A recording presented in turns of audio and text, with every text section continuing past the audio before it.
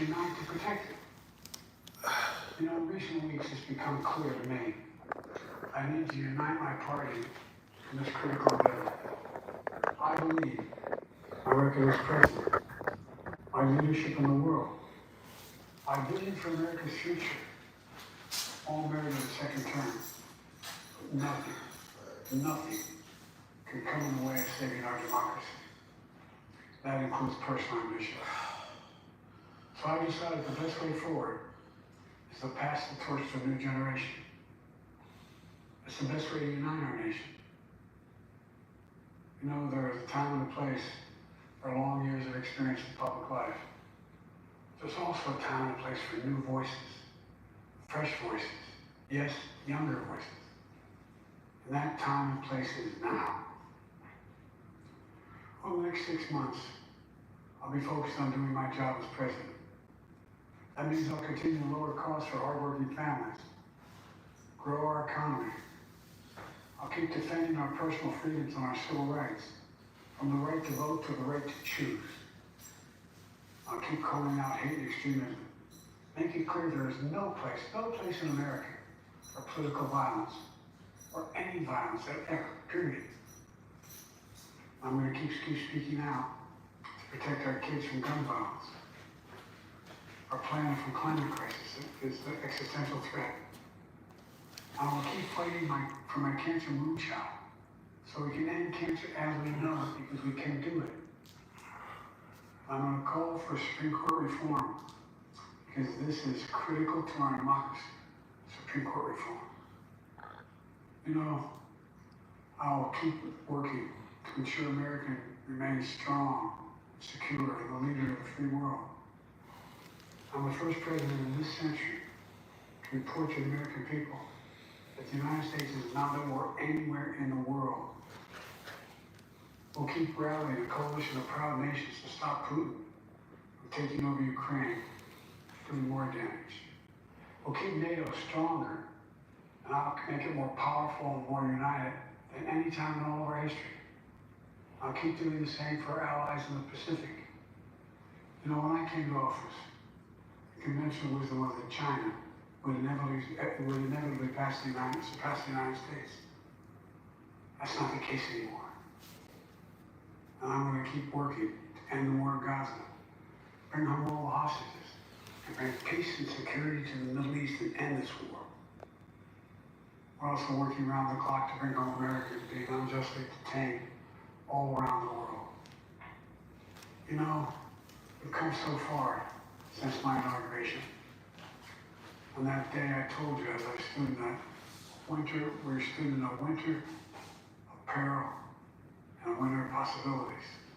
Peril and possibilities.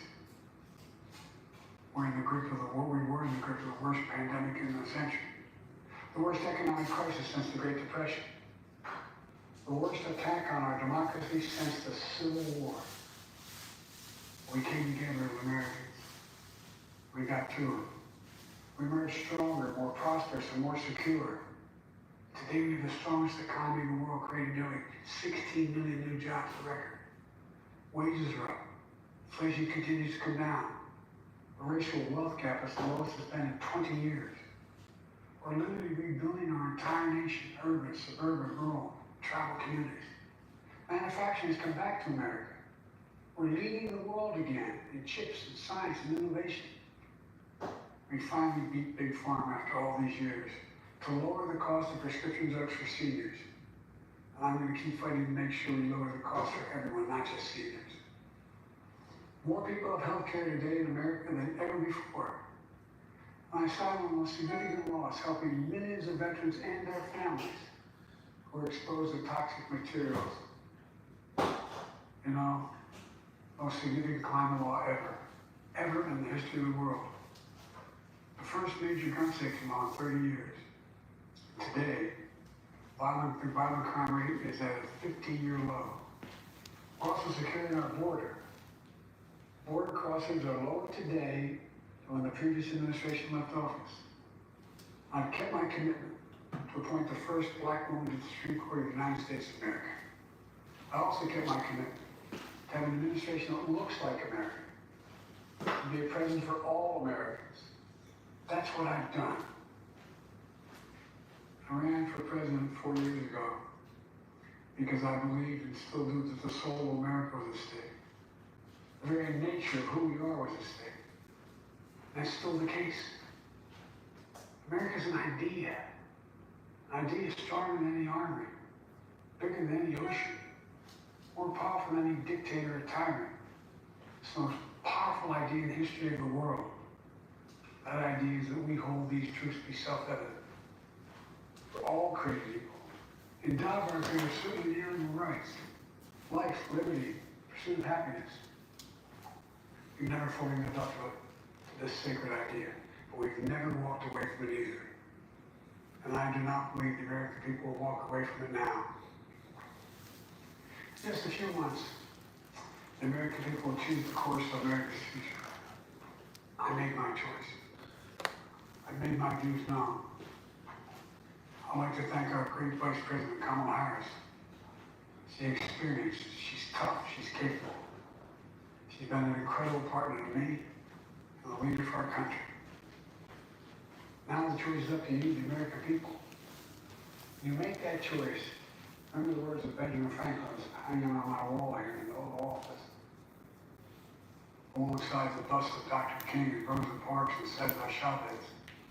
When Ben Franklin was asked, as he emerged from the convention going on, whether the founders have given America a monarchy or a republic, Franklin's response was, a republic, if you can keep it. A republic, if you can keep it. Whether we keep our republic is now in your hands.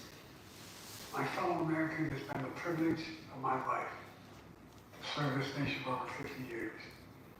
Nowhere else on earth could a kid with a stutter, from modest beginnings in Scranton, Pennsylvania, Claremont, Delaware, one day sit behind a resolute desk in the Oval Office as President of the United States.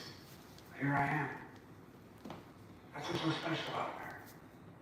We're a nation of promise and possibilities, of dreamers and doers, of ordinary Americans doing extraordinary things. I've given my heart and my soul to our nation, like so many others. I've been blessed a million times in return with the love and support of the American people. I hope you have some idea how grateful I am to all of you. The great thing about America is here, kings and dictators do not rule, the people do. History is in your hands. The power is in your hands. The idea of America lies in your hands. You just have to keep faith, keep the faith, and remember who we are. We're the United States of America, and there's simply nothing beyond our capacity when we do it together. So let's act together, preserve our democracy. God bless you all. May God protect our troops. Thank you. A moment in history tonight, President Biden in the